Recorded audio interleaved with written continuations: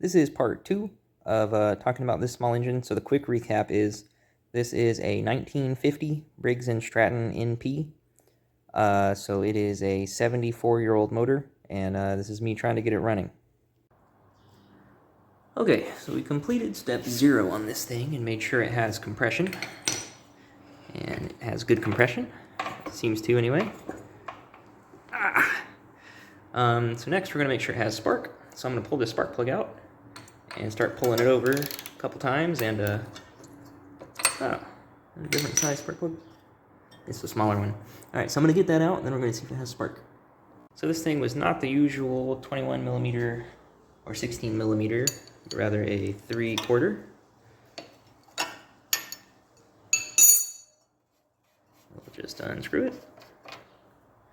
And dang, that thing don't look so good. This might be the one from 1950, I don't know. But anyway, we'll see if it sparks, and then we'll test it with a new spark plug. So, wrapping up my pull rope, I just got some nylon cord, tied a knot on it. You put it here, you wrap it around. You gotta wrap it around the right way so it'll come off.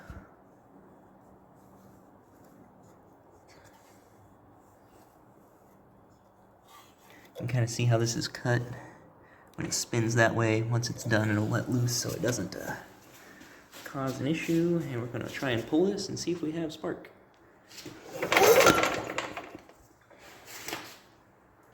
I don't think I got any there. Okay, so I repeated the process with the new spark plug, newer spark plug. I know this one's good. And there's still no spark, so I guess we're going to take this front cover off and try and figure out why there's no spark. I'm a little concerned to get this off. We'll have to mess with this glass fuel bowl. I don't know anything about that, but maybe not. Maybe it'll bend a little bit. There's one bolt here that like holds the carburetor on. It's on this. And there's one over here. And then, man, maybe the fuel tank doesn't have to get touched. Well, no, the fuel tank is riveted to it. So the fuel tank's coming with us. Alright, this is going to be weird. We're going to be careful doing this. Okay, so this one went easy.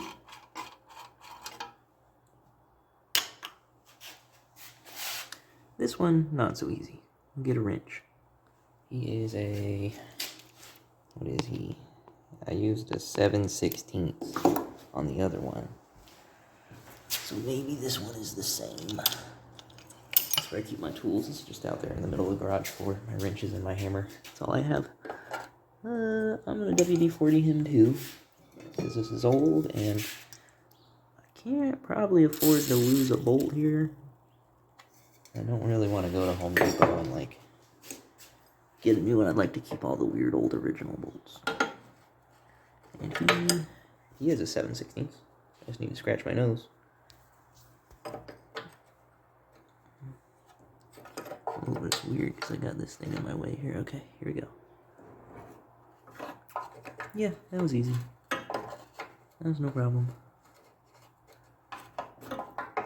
Okay, I'm gonna stop recording now and get this off because I'm embarrassing myself. But it's broke loose. Okay, so here's some insanity. That was the wrong idea, trying to take that bolt out.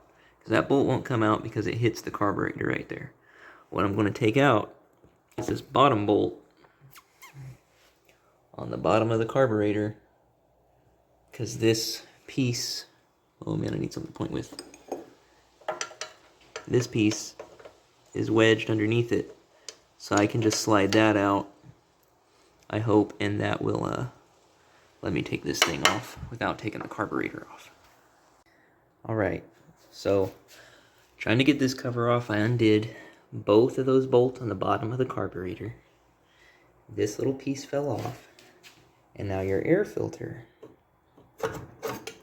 it just pops right off.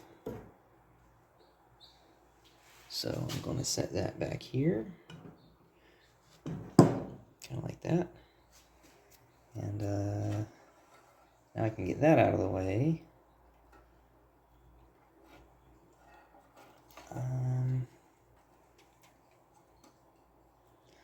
I don't know. What's next? Maybe the carburetor just has to come off. What's left holding it on? I think it is just this intake is all that's left. That's not that much.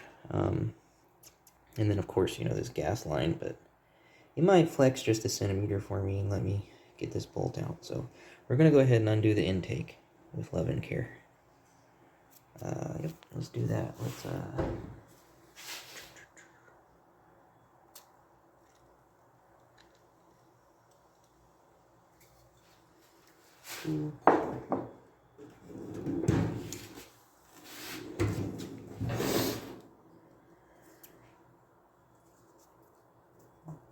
coming apart really easily.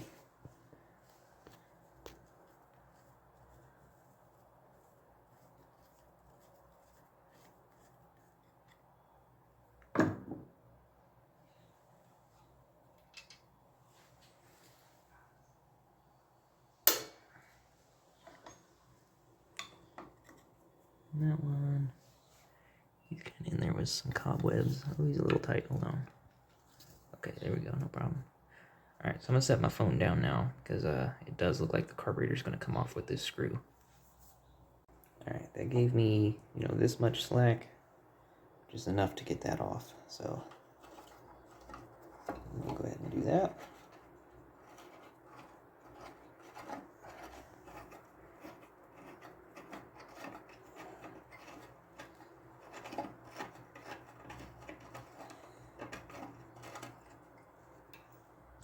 Okay. Cool. Now we just got the stuff up top to worry about. So it looks like the whole gas tank is going to have to come back.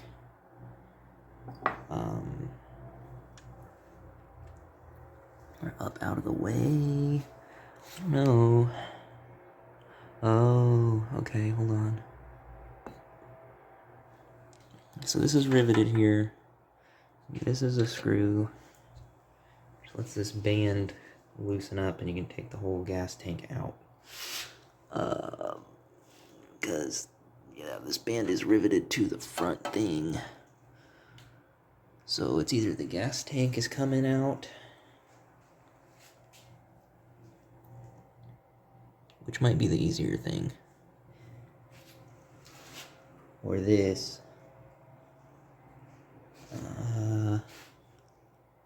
This might be in the way anyway. Okay, I guess we're gonna start by taking... Oh my god, you really have to take the gas tank off. No.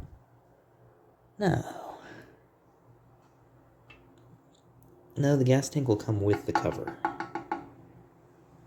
I can just undo this.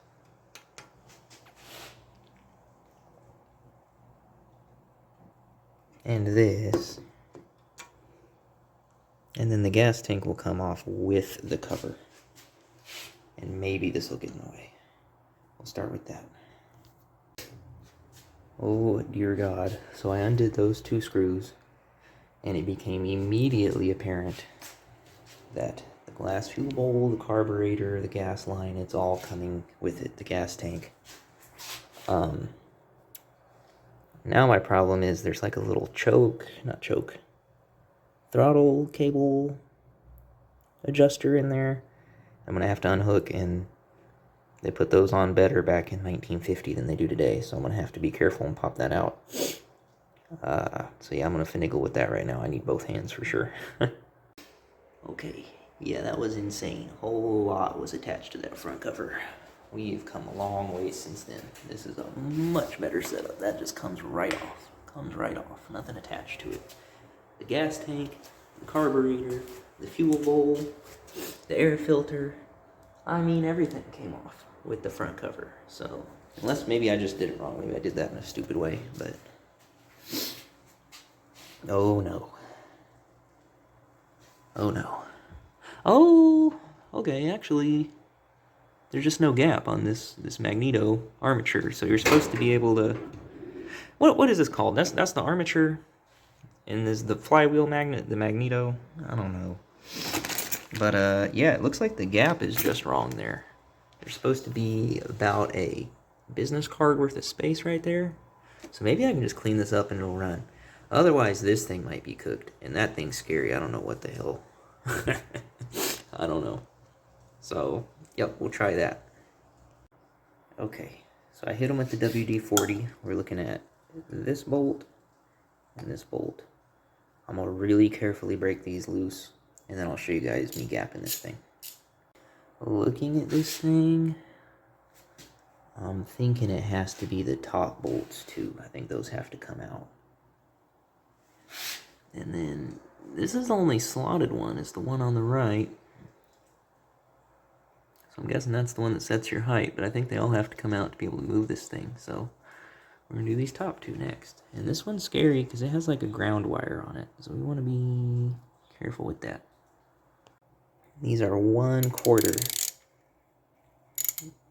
1/4 socket takes these off. So I took a business card and ripped it in half, set one under each side. That's, you know, what the gap's supposed to be. I cleaned up behind this wire. Kind of cleaned this whole little armature thing up. I'm scared to clean whatever this is. It looks like some kind of ancient capacitor or something. We'll just leave it be.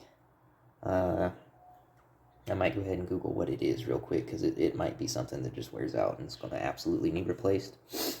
But yeah, so for now we're setting the gap to that. Easy peasy. Going to put our bolts back in, tighten them up. Not forget our little governor arm thing. And yeah. Okay, so I got all these back on and I shined this thing up. I couldn't help it. I'm kind of worried to clean up too many things on this. And, you know, it could even be a bad thing to do to it because it hasn't rusted for so long because it's been covered in this, you know, thin film of grease. But, oh well.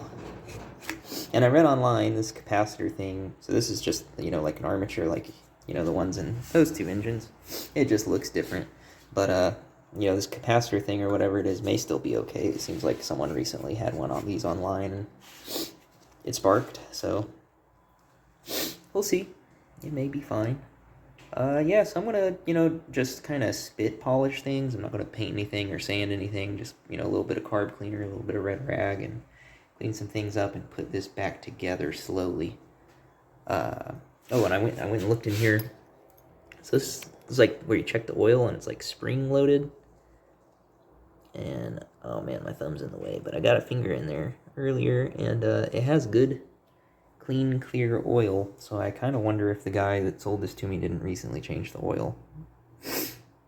But anywho, carrying on. So I was cleaning up over here, and this thing must be where your valve springs live. It looks just like the one on you know, the 90s. I have a 91 and a 94 over there, except those ones have 2 bolts, and they have a little hole with a where a hose goes for your crankcase pressure. It goes to your pulse jet carburetor, and it creates the pulse. But this one's just the cover with 1 bolt. And then the muffler, it just screwed off really easy. I looked in there and I wanted to show you guys. Look at all of this. Oh man, can I do it? There's like so much corrosion in there. I mean, it doesn't look bad, like it'll be a problem, but man, this video is not doing it justice, but it's just like full of gunk. So I'm gonna get in there and try and clean some of that out. This is also a good opportunity to look in there at the valves. Can you see in either there? Yeah. And we're gonna see if the exhaust valve moves. I think right now it's time for the intake, I think. Oh man, I want to knock stuff over, sorry. Okay, cool. Oh, okay, so the intake valve moved good. Now let's go over to the exhaust valve and see if it wants to move.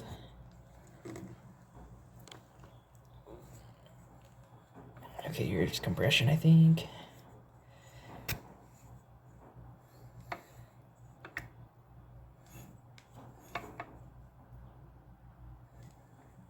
Is that thing moving?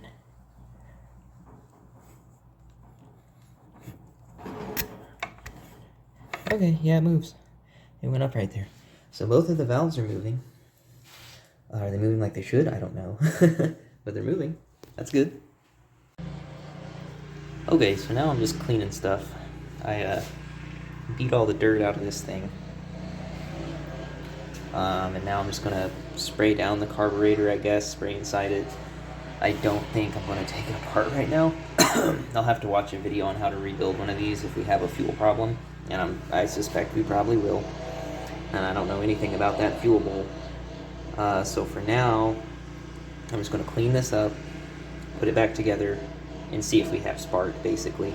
I want spark first. Yeah, so we'll do that. Yeah, yep. Taking this fuel bowl off now to clean it. Use some WD-40 on it, like I have everything on this so far. Okay, so this is just gonna...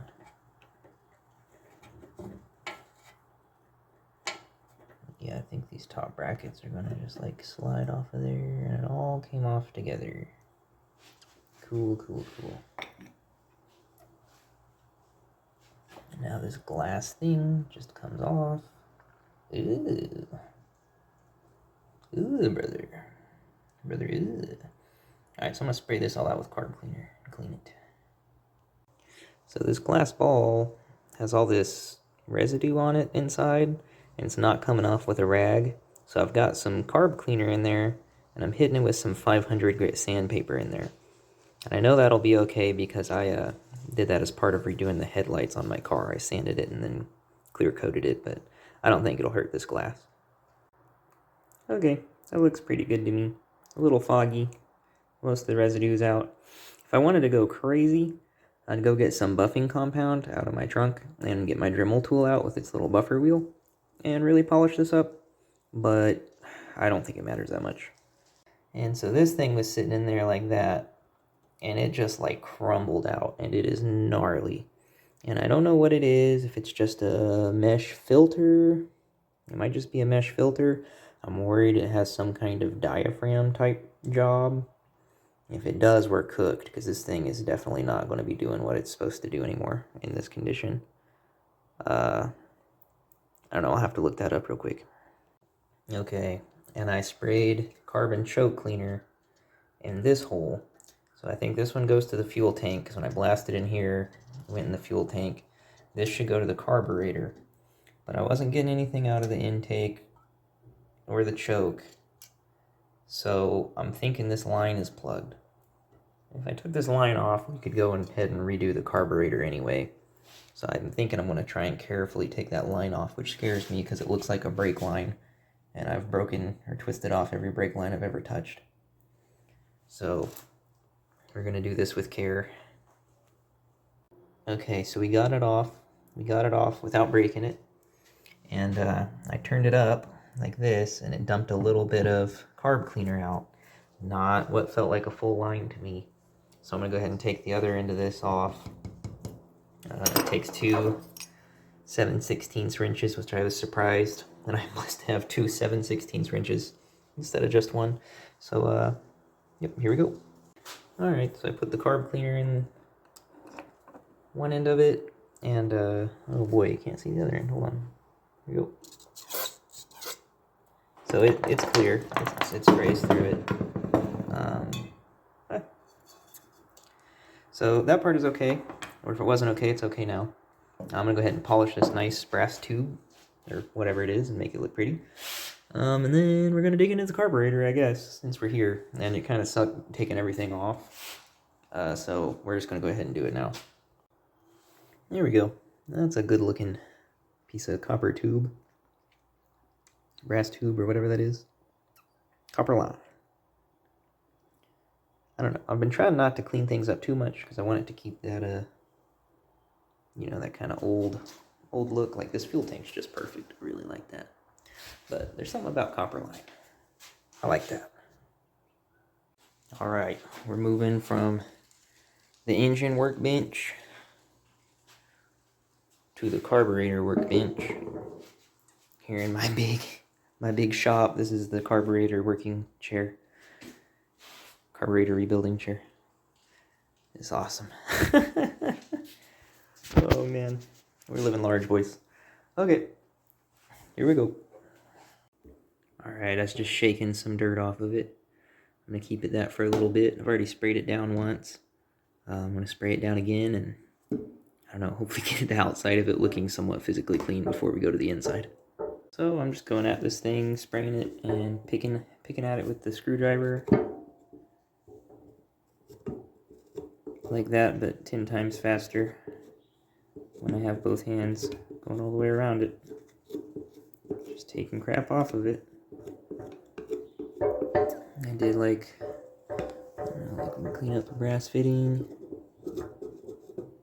make it shine.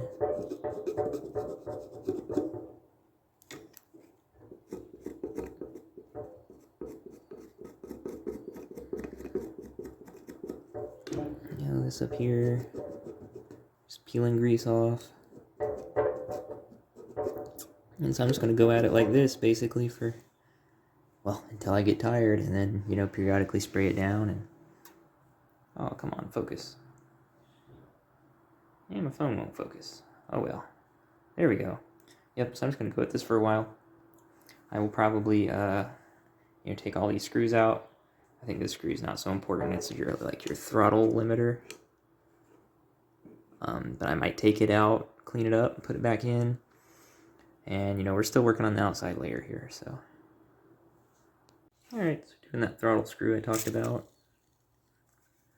And we have to be mindful here about what we're doing, because a brand new one of these carburetors is like $20 on Amazon. So at some point, you know, this just isn't worth it. But maybe we can extract some value from, you know, keeping the original carburetor. Maybe that's interesting. Oh man, come on.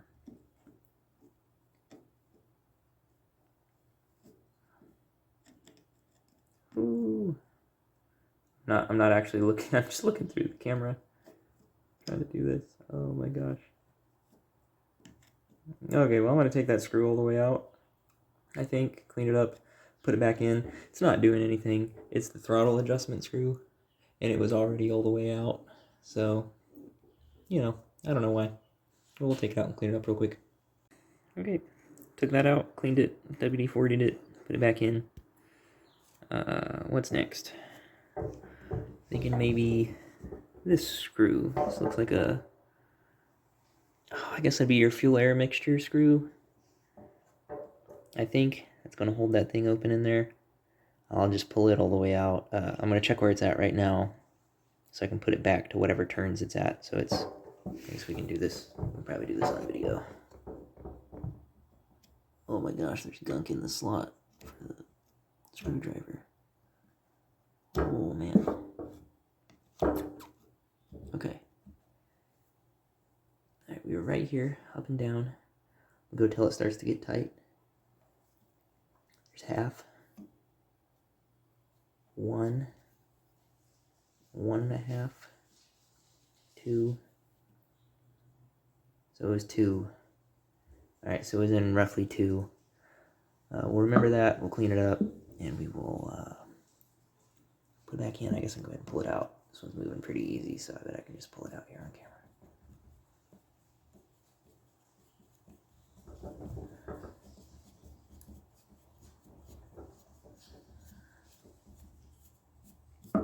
And probably 2 with a clean spring. That might be different than 2 with a dirty spring. There he is. Nice pointy little needle. With, yeah. And then I'll spray some stuff in there. Let's do that, I guess. Let's see if this comes out after me. Yeah, straight out after me.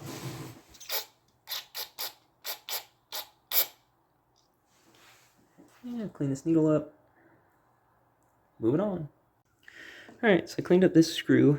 I wanted to show you guys on the opposite side. This is where the fuel line goes to. I took this off. And then you look in there. And, oh, you guys can't see. Let me get this light just right. There's all kinds of orange, rusty goo in there. There you go.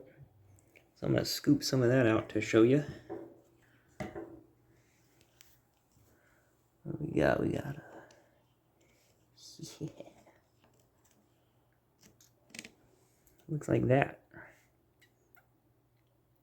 It's just full of orange goo. So I'm gonna clean all that out of there. I almost didn't take that thing off, but I'm glad I did. That stuff, I don't know. You never know, like, what'll make a carburetor not work, per se. I think it's all just kind of a combination of, you know, everything, kind of compounding factors. That's what makes one not work, or, you know, at least degrade to a point where your motor won't run, not get the fuel it's supposed to. So, yep, I'm gonna keep cleaning that out.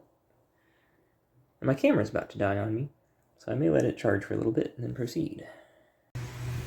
Okay, so we're going back together with all of this. Fuel well back in, nice copper line. I got the carburetor all torn apart and cleaned. I really think it should work at this point. I was mindful of every screw that had a spring on it.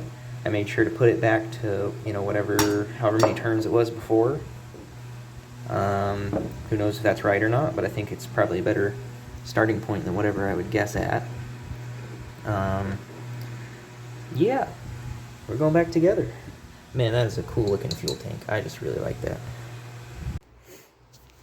Alright, after almost a whole day of goofing around with this thing, it is all back together. I learned what this is. This is called an oil bath air filter. I saw where some guys online were talking about their tractors that have those, so I guess those can be serviced. But I'm not going to service this one right now until I know we have spark and we get a little further along in this project. It's all back together. I'm convinced that it should be possible for this to get fuel. The carburetor has a fighting chance now. If we run into fuel issues later, I'll just get a new one for 20 bucks. It has a fighting chance at spark now, since the gap is set in there. If we can't get spark, we may just have to get a new armature coil, ignition coil thing. Because that did look old. That was an old capacitor. Yeah, it has a fighting chance. So I'm about to set it on the ground, put a little gas in it, just see if gas goes into this bowl and what have you. Oh, and I need to tighten up a few more bolts. And I'm only one washer short. I only missed one washer. Usually you have some bolts left over. I don't have any bolts left over, just one washer. So let's see how this goes. So yeah, I gave it a go. I pulled it. I'm not getting any spark at the spark plug. So, I'm not sure now. I guess I probably need to order that ignition coil. So I think that's what I'm going to do. And that'll be part 3.